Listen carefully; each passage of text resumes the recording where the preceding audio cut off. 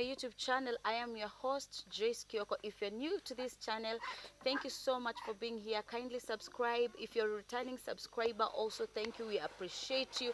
Tell a friend to tell a friend, comment, share, like, and tell people to tell a friend to subscribe. Don't forget. And guys, today we came all the way to Bungoma, Nyangali village, to bring you a story of a very beautiful woman. I've already met her. She has a lovely heart, and she came to Kenya as a missionary all the way from America, and she found love. Guys, I'll let her introduce herself, tell us where she comes from, her names, and tell us her story, how she found love and the challenges maybe she's been going through in Kenya, adapting the life of Kenya and everything. I won't say much, so I'll just go direct to her. Karibu sana. Thank you so much. Thank you for welcoming us, first of all. Absolutely. We really appreciate. Thank you. You have a very warm heart, you together with your husband. Thank you. So karibu sana. Take us through your story. Tell us your name, and how did you find yourself in Kenya? Absolutely. So I am Carrie Joy Wanyoni. It used to be Boyce, but it's Wanyoni from my husband now. Okay. Married a Bukusu man after I came out here. Mm-hmm. I did not know Albert before I came to Kenya. Wow. A lot of people think I did, but I didn't. I came to Kenya because the call of Jesus Christ was on my life from a very young age. When I was 5 years old, I knew that I was called to be a missionary, and my heart was already in Kenya. Nice. I was reading stories of all kinds of things going on here, and hearing about like people of faith working, and I just felt the call in my heart to be in Kenya and be a missionary at that time. It wasn't until I was in college that I realized that all of that calling that I was feeling was what God's actually telling me to do. But from that point of being in college up until years later when I came here, it just was a time of development for me. And in 2017, God told me it's time to go now. So I sold my car. I ended my apartment contract. Wow. I put my notice in at work so that they could train somebody new. Yeah. I sold everything that I had or gave it away, and I took that money and I used it to buy a ticket to Kenya. Wow. Let me just cut you short. When you received this calling, did God tell you specifically Kenya, not South Africa, not Tanzania, not Zimbabwe? How was the calling like? So it wasn't specifically Kenya. In fact, his first thing was he just told me Africa. Okay. He Nice. just said Africa. And I kept asking for 4 years after that. I was asking God, where in Africa? You have to tell me where to start. Yeah. I might be called to Africa, but I need to know where to start so that I can go there. Yeah, that's true. So that's why I waited for longer, because I needed an answer from God. And all of the sudden, at the beginning of 2017, all of the sudden I started finding all of these people in Kenya that were talking to me about ministry. And it was just leading that way. It wasn't so much that God said, go to Kenya. But he was just leading me to all of the people in my life where the doors were open. And sometimes it's just like that, where he opens a door. And because the door is very clearly open, and he says, walk through the door I've given you. So that's what I was doing, is I was walking through that door. He'd already given me Africa. In fact, he'd given me dreams and visions where I've seen that I have ministry in Africa and in South America eventually. So I think that we'll be traveling for ministry one day. But he just said Africa, and then he started giving me open doors in Kenya. So he connected with me with pastors who were trustworthy and reliable. You know, there's problems here in Kenya sometimes where people can say that they want you to come and minister with them, but really they're just trying to get you to buy land for them and buy cars for them and buy. But the people that we're with are not like that. We've worked here for almost 4 years now, and these guys have gone through hardship with us, and they've seen us go through hardship, and they've always supported us. We even lived with our pastors for quite a while. Amazing. Before we built our own places. They've been very patient with us, and they're on board for the long haul. Yeah, that's nice. But God showed us dreams and visions, and the amazing thing is, after we came out here, some of the visions that I've seen, one of them was I was inside of a building. I didn't know what building it was, but I was in a building, and it was clearly in Africa somewhere. And there were like poison darts being thrown at me. And God stopped the darts and I was safe there. And I didn't know what that had to do with anything other than, spiritual warfare and things. I know there's witchcraft to deal with. There's spiritual forces of darkness in the heavenlies that come against us. Yeah. And so I knew that my prayer life would have to be strong. But Yeah. after we came out here, our ministry, it's not just me, it's my mom and my dad, and they're the ones that started it. I'm here as a supporting staff. Yeah. And we had threats of violence against us. There were people Oh who threatened to my. poison us. Really? Our director was actually poisoned twice, goodness. and God saved his life. Oh. But we had like physical threats coming against us. We had to hire like soldiers to guard us for a while Wow. because there was so much threat So against us. it wasn't easy for you at the start. No, not at the start. But God, God overcame all of that. He kept us safe through all of that. And there was one day I was in this building. It was a church that we had at the very beginning. And I was in there, and all of a sudden God opened my eyes to see my vision coming to reality. Yeah. We had been in spiritual warfare as a team. And God had given a word that we would not be fighting the same that we were fighting now, that he was delivering us from some of this. And all of a sudden I saw that vision, and I realized I was in the same building, at the same place in the building that I was in that vision. dream, in that vision that he had given me. And all of a sudden I realized God had stopped those darts, and now we could move forward as a ministry. True. And this is a prophetic ministry under my mom, and it's Prophet Ruth Boyce, so people know. Yeah. It's back in America, we're registered as the Last Call Ministries International, but we couldn't use that name here. Yeah. Okay. Because someone had actually gone to try and stop us from registering. My They goodness. registered 25 different names close to that, so that we What? couldn't register in Kenya. So you looked for another name. Yeah, so we're registered as God's Heart Ministries here God's in Hearts Kenya. Ministries. Okay. Exactly. But we have a registration number, and we function here Yeah. legally under that one. And that's why the names don't match. Yeah, true. But the first day that we got to Bungoma, we got to Nairobi, and then we drove out the next day to Bungoma. We were supposed to get here by like lunch or dinner time, and our driver was so tired, he kept stopping at the side of the road and sleeping. My goodness. So we would come a little ways and sleep, come a little ways and sleep. We finally got here at 4:30 in the morning, and our whole prayer team was waiting down there at our current bishop's house. He's the director of our ministry.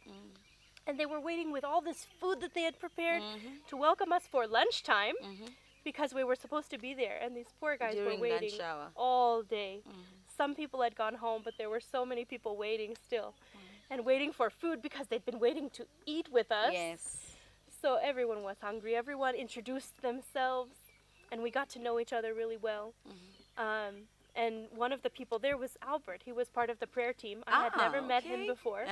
And we're going around the room, and everyone, in the Kenyan way of doing it, you introduce yourself and welcome Greetings these missionaries. here and there. And then we're greeting back, and, just moving around so that Greeting everyone gets everybody. their honor that they're due.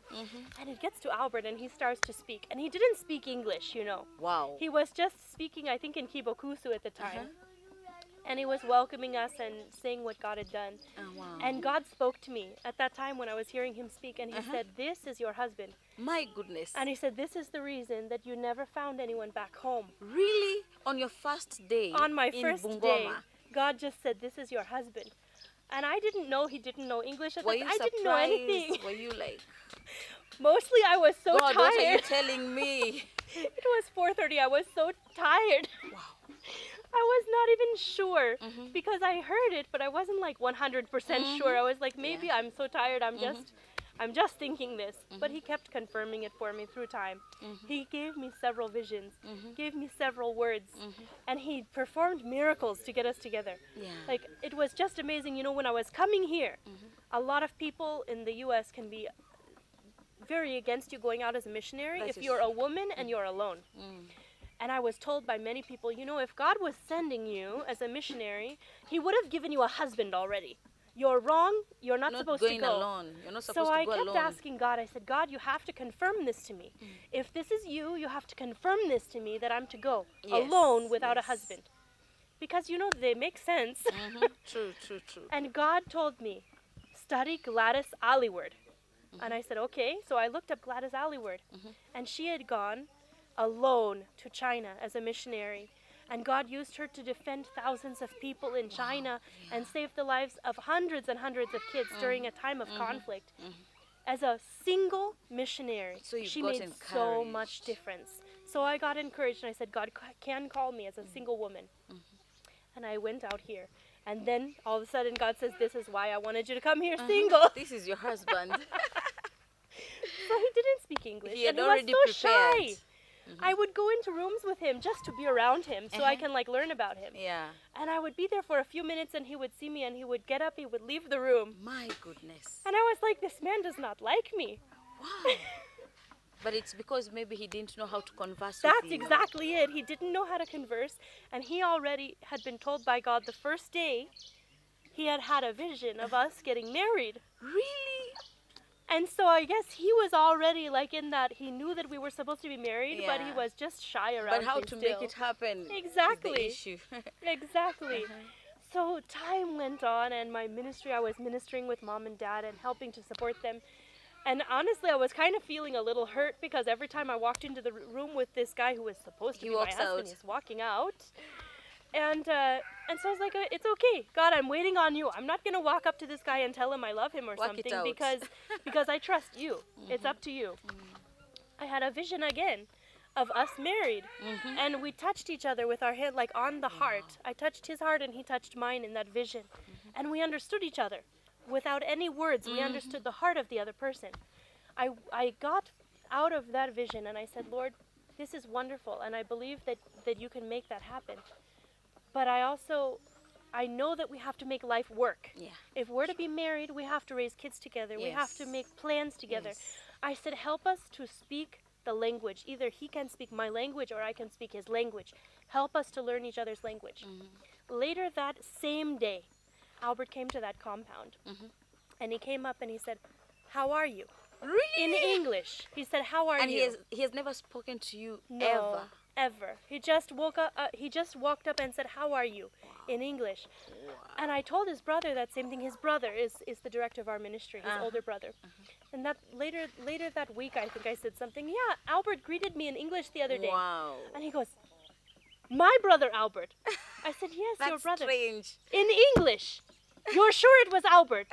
He was so shocked. 10 minutes later in the conversation, we're talking about different things, and he still said, my brother greeted you in English. He was in disbelief. He was completely in disbelief. But it was a miracle. Apparently later, when we started talking to each other, a long time later, he told me that day he had been in prayers, and God spoke to him. He said, Albert, speak English with Carrie. And he said it was like God just placed English inside of him to understand. Amazing. And within 3 days, he was understanding English conversations. And he had to get to the point of practicing, but he was understanding more and more and more as time went on at that point. It's like God just touched him and he started to understand. So fast forward like a couple of months of working in the ministry from that point. He's the guy who's usually driving us to and from town to get groceries and things like that. So mom had sent me to town to get something for the ministry. I'm sorry. One day before that, let me tell you, one day before that, I was talking to my mom about what God was doing, and I told her, you know what, I'm just falling in love with Albert, because she knew the visions that God had given me. She knew what God had been saying to me, and I said, I'm just starting to fall in love with him, but it's starting to hurt now because there's not like communication there. And I don't know if he feels the same way about me. Language barrier. I just know what God's told me, and so I'm starting to love him based on what God's told me. Because usually I don't allow myself to just fall in love with people. Yeah. But God told me that. So now I'm starting to have these feelings, and now they're just unrequited feelings. They're just there. And he walked up to the veranda where we were standing. He had been out for a while with his brother, and he got home during our conversation. He walks up and he pulls flowers from behind his back and gives me flowers. Wow. He had picked them on the side of the road and just brought them for Wow, me. that's so romantic. And then he walked away. He didn't say anything. He just He gave you just gave me flowers and then walked away. So You I and was Nikali. still left there. You know, men are so direct. Men do what they want to do, and they think, now I've given them flowers, they know how I feel. Yeah. But as a woman, you always have like all these questions, and you need all those questions answered. So even though he had done that, in my heart I was like, that was really sweet. but why didn't he stay here? Why didn't he talk to me? Why, it's always that like other thoughts as a woman. So the next day I go shopping with him, and he's doing what he always does. He's pointing to things saying "stima," and I don't know. He was telling me a lot of things, but I don't remember a lot of the words he was telling me at the time because of what happened next. Yeah. And then he says, "Una panda," and I say, "Okay, what's that?" When he says, "It means I love you." And I said, Wow. "Wow, this guy's trying to tell me something. I know it," but I still couldn't believe it. So I was like, "Wow, it means I love you." And I said, "What did you say it meant again?" He goes, "It means I like you." So you didn't say like, you said it means I love you. Love you, yeah. And he goes, "I love you too." Wow. And we're driving down the road towards town, And I'm You just say like, they love you too? he says, "I love you too." And I was like, wow, this guy really was trying to do it. My goodness. And then all of a sudden, I'm overwhelmed. It was over by Kibabi University. We're driving by Kibabi How did you University. feel at that moment? You have feelings for this guy. You're just waiting for an Yes. opportunity for him to tell you that I love you. Yes. How did you feel at that moment? I was so overwhelmed. It's like part of me already knew, but it You was were the just waiting promise for of that God moment. just coming. Yeah. I was so blown away and so overwhelmed. Even now, every time we drive by Kibabi University, I feel those feelings again. Wow, that's nice. It just comes back to me every time now. I was so excited, elated. What is it in Song of Solomon or Song of Songs in some Bibles? The woman who's speaking says, "Women of God, I implore you, don't awaken love until God brings it to you." And I know, like with our relationship, I would say that with anyone. There's people that I went on dates with back in America, and it never worked out because I always knew that I was called to missions. Yeah. And that's where it always ended. I would say, "Okay, this is what God's called me to," and they'd be like, "That's not what God's called me to." And it ended every time. And I went through heartbreak several times in my life. And you know what? This one is what God meant it to be. Yes. It's not that we haven't gone through difficult times. It's not that we don't ever fight, because we do. That happens in marriage. It happens in any close relationship. But we are committed, and we're committed to God first. And so we grow together in God, in His journey for us, and we have the same destination. Yeah. And because we have the same destination, we just grow closer and closer as we go. True. There's nothing pulling us apart because our destinations are separate. Yeah. So it's just so amazing. We went and we ate at Tesha that same day. He took me to the wrong supermarket, by the way, because he wanted more time with me. So he took me to the wrong supermarket first, and then the right one. He started very early calling me my wife. Wow. And me, my husband, because we both had been told by Yeah. God that this was You're the meant person. for each other. With anybody else, if that had happened like before I came here and before God said this is your husband, I would be like, "Now wait, no, you barely know me. You gotta stop this." Yeah. But God had said what God had said, so I accepted it.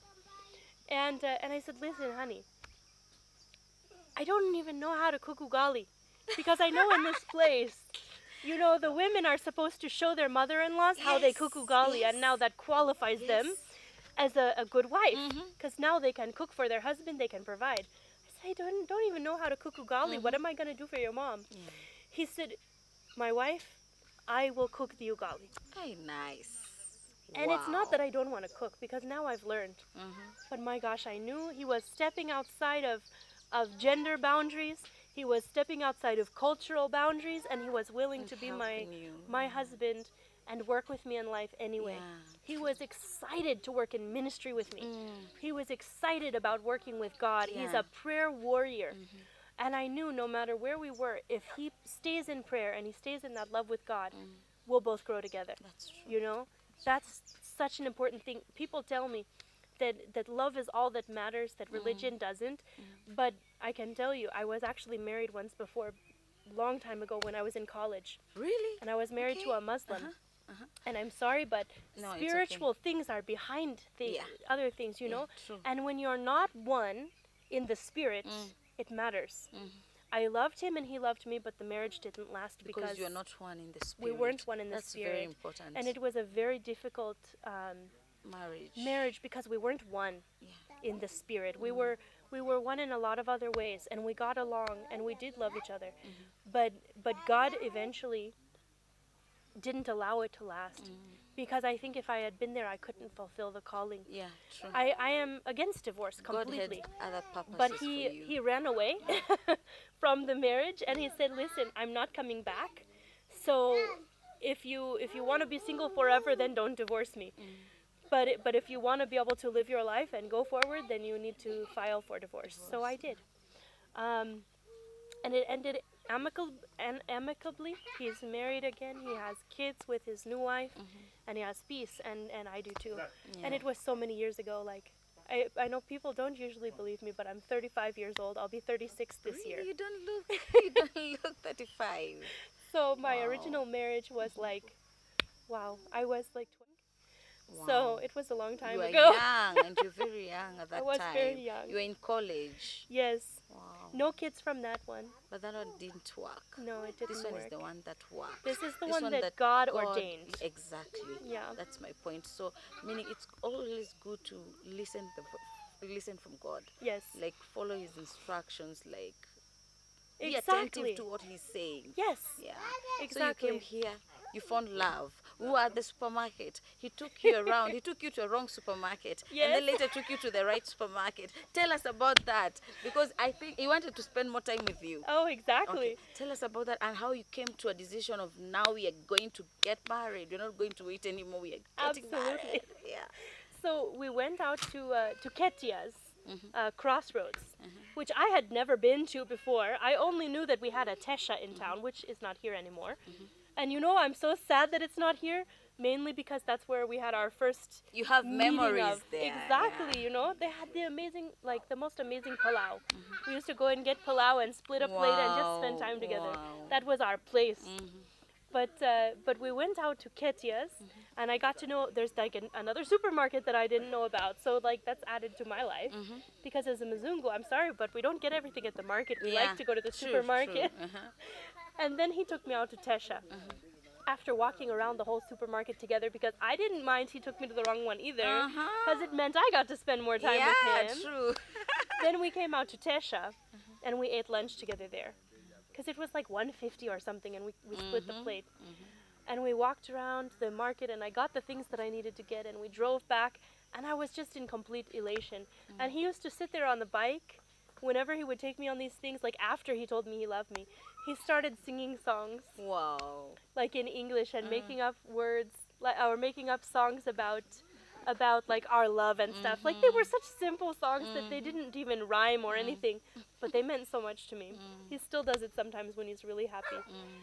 He started calling me his chocolate. Wow. I don't know why. Because I have such a light skin, but I'm his chocolate. Yeah. And he became my ice cream. I said, what am I supposed to call you? Exactly. If I'm chocolate, what Then are you're you? the ice cream. Then he says, I'm ice cream. I said, okay, you're my ice cream. And then we came back. We did a fellowship that day. And for a couple of weeks, we just, whenever we were around everybody, we didn't want anyone thinking something inappropriate. Yeah. So we just didn't talk to each other at other places and stuff. We were But you guys knew you were we were in like love. gazing at each other and seeing each other's eyes, and I could barely concentrate on what was going on around us because we were just so in love. That's what love does. We would do Bible studies together. He would come to try and keep it the right way. He would come and meet me at the place I was staying, and we would have people around, and we would talk, and we would like spend all day talking. Everyone knew we were so in love. Yeah. And then he was preparing his house. We were trying to get a marriage like set up. I had gone to my parents, and they were happy with it. For them, they just need to know that God's involved, and once God's involved, then they're happy. Our ministry director, his older brother, helped with other things. You know, when a relationship starts in this kind of area, there's a lot of rumors, especially because I'm a Mzungu. There was a lot of rumors. Oh, she must be pregnant. They must have done something already. He is in for the money. You know, exactly. So many things. So there was a certain amount, because it's so out of the ordinary, that people didn't believe, so they started making their own ideas of what Assumptions. must be behind this. But over time, you know, God proves what things are. And Were you ready to adapt this kind of life? Were you like, I've fallen in love with this man, and I'm in like forever and forever. We're going to get married and that's it. Were you ready to adapt? Did you have like thoughts of not getting married to him after thinking for a long time? Am I going to fit in? Are you going to fit in? You know, I'm the kind of person who's always all in. So even when I was moving to Kenya, I already knew my life was going to change hugely. Yeah. I knew I You was were moving to the prepared. village. You know, I wasn't moving to the city.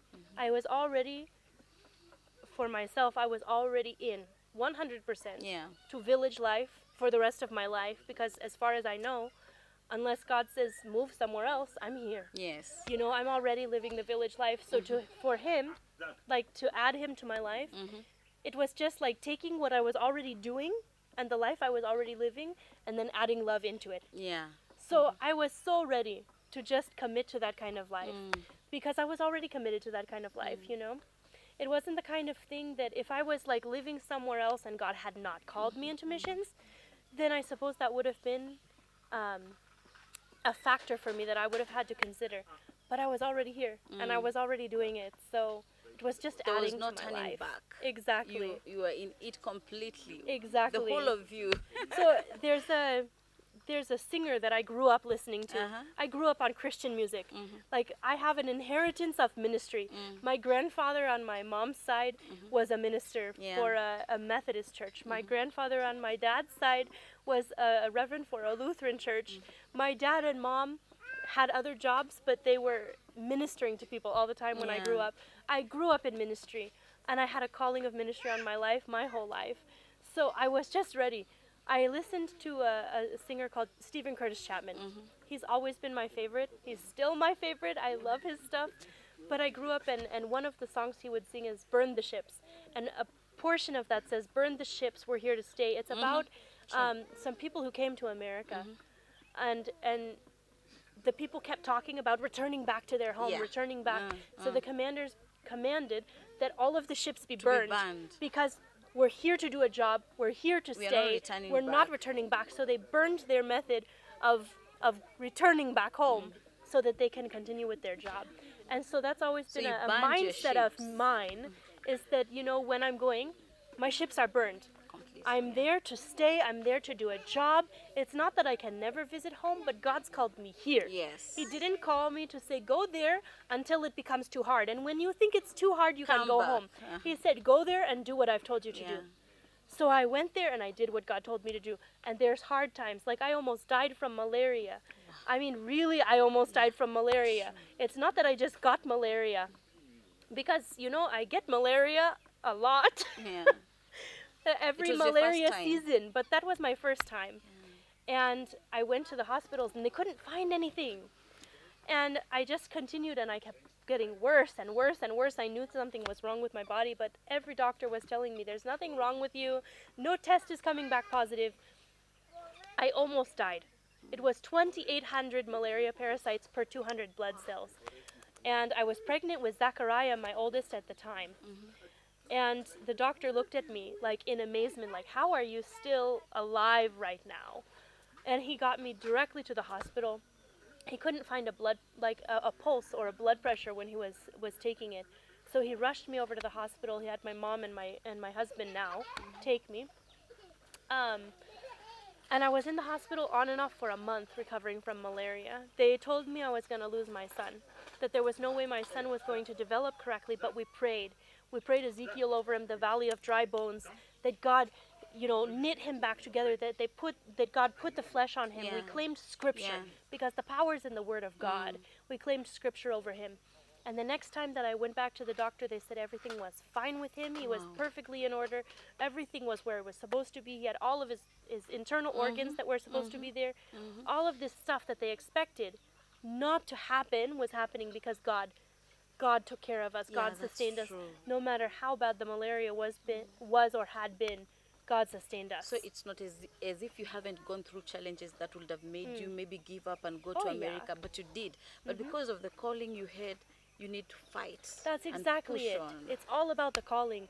It's all about God's plan for me, because really, when you're walking in your purpose, when you're walking in what's been divinely separated off for you, you're going to be resting in a place of protection with God. True.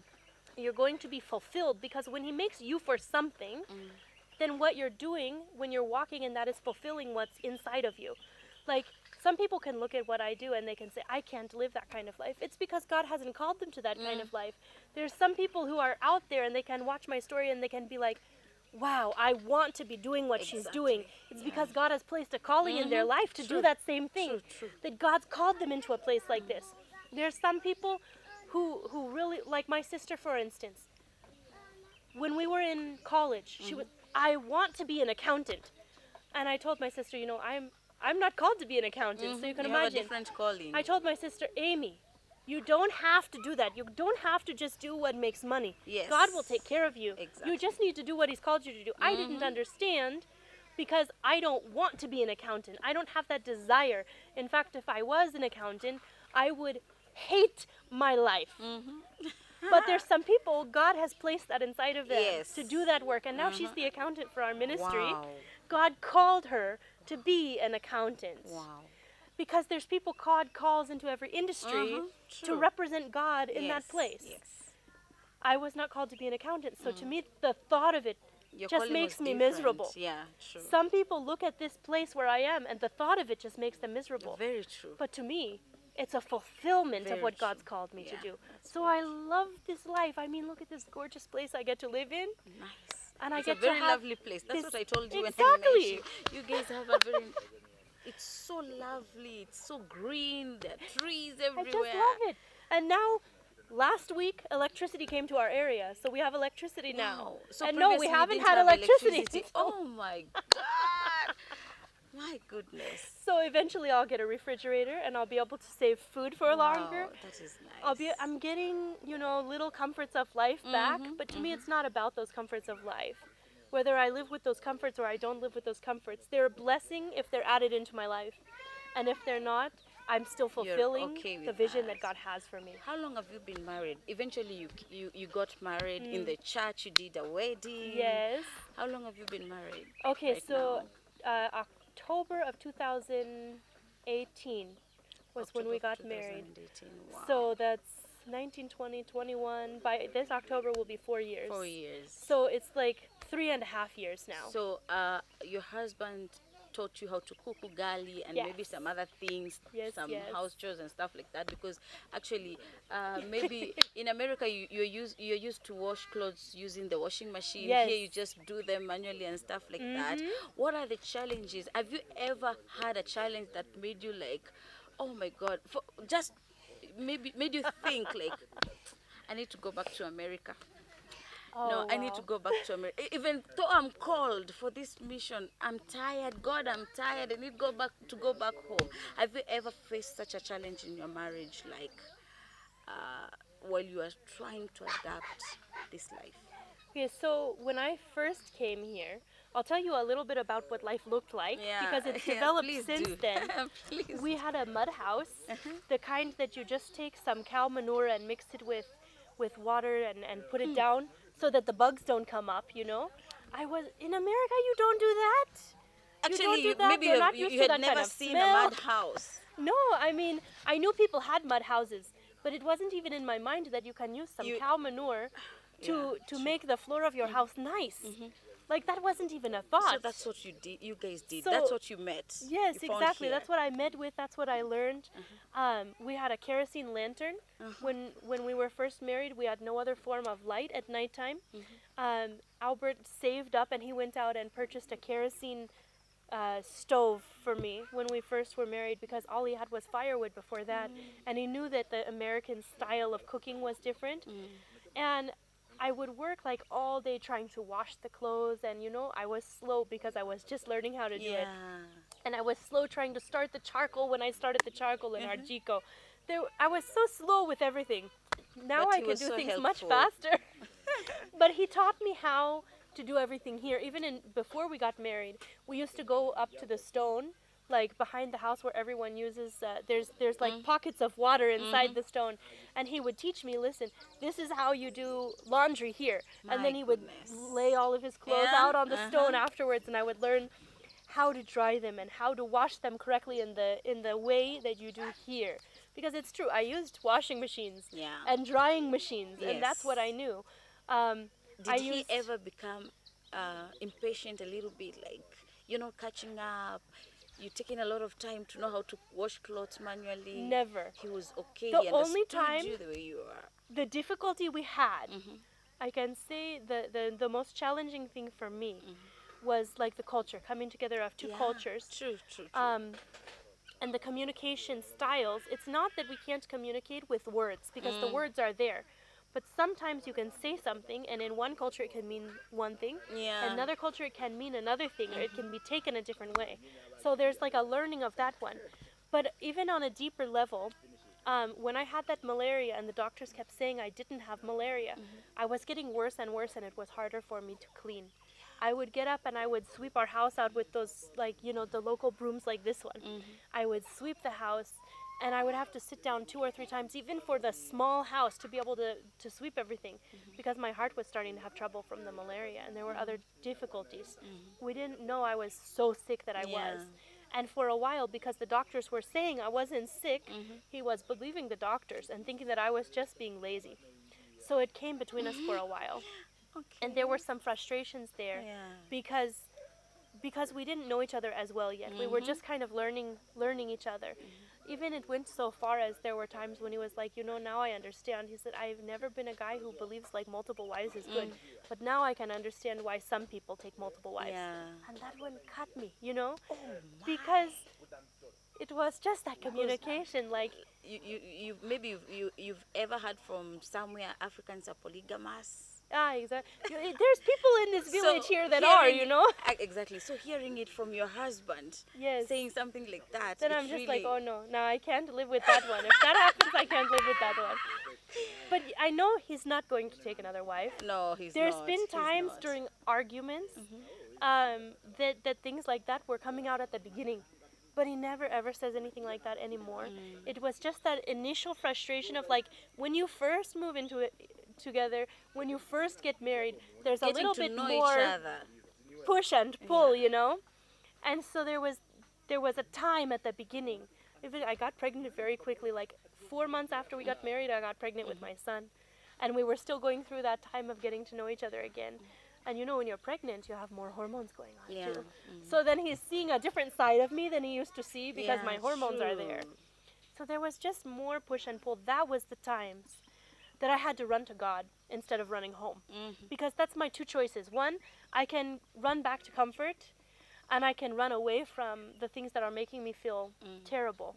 Or I can say, God, I see no way out of this situation. I see no improvement in this situation. Even when we try to discuss things and make it better, there's There's nothing no change. changing. So I'm going to run to you instead. And God told me to love my husband like Christ loves the Wow. church. Wow. And so I just decided, whether I'm getting something from it or not, I need to love. Whether I'm feeling terrible or not, I need to love. When Christ died on the cross, there were people who were spitting on him. There were people who were throwing insults at him. And he still died for those people too. He died for all of them. And so no matter what we're going through, we need to die to ourselves every day. Even if we're not dying on a cross, we're dying to ourselves every day to love others. So he told me to bring even that method of thinking into my marriage and start dying to myself in the argument, start dying to myself in the situation. And all of a sudden, when that started happening, and I started praying and I started doing spiritual warfare for our relationship. And he was too. I can tell you he was too. He was praying, he was fighting, he was trying to understand why this Mzungu doesn't see life the same way that he sees life. It wasn't just hard for me, it was hard for him. And God started growing us, and again, we were focused on that one point, and we were growing together and moving forward together. And we've both grown as Christians, and we've grown in our relationship. And now, those moments, we argue, but those moments never happen anymore. Those moments of desperation and those moments of feeling like there's no way forward without God, they never happen anymore. Because God's bringing us closer and closer together. And as we move forward in Him, He's growing us. Yeah. Oh, that's nice. That's really very encouraging. You fought for your marriage. You didn't let your thoughts, maybe of him being polygamous, make you go back to America. His father was. His father was. So his you were father was. scared. At some point you were scared. Maybe my husband one day might bring another woman here. You're a Mzungu. Maybe he might bring another black woman. Were you scared at some point? There were times when most of my marriage, I didn't think that. But there was a short time where he was acting out of desperation and frustration, True. that there was a small fear there that he might bring someone. Did people here So accept you? Did his family accept you? his family How was did- very accepting, yes. How are you guys relating? So his Are you mother friendly? doesn't speak English, Yeah. but we love each other, you know. She comes up and she hangs out with me and she talks to me Wow. in Kibukusu. Uh-huh. She's not even very Have you learned any Bukusu language, any Bukusu word or? very small things. Like I don't know enough When to they put talk to you, together can you sentences, hear? but I can say small things like let me say Musechi was his husband, or like my Okay. husband. I can Yeah, say yeah. things like that. How about I love you? I know that one, and for some reason I'm just thinking of the one in Kiswahili right now. I'm trying to place that one. How about Swahili? Have you learned a little bit of I know Swahili? more Kiswahili than Kibukusu right now Bukusu. because I can find textbooks with Mhm, Kiswahili, so I'm like studying that one. And the internet can also teach Exactly. you Swahili. It's So for easy. Bukusu, I've tried to look those things up. I tried to do that one first, and that's part of why I'm not as far forward as I could be, because I was trying to learn Bukusu first, but I can't find anyone to help me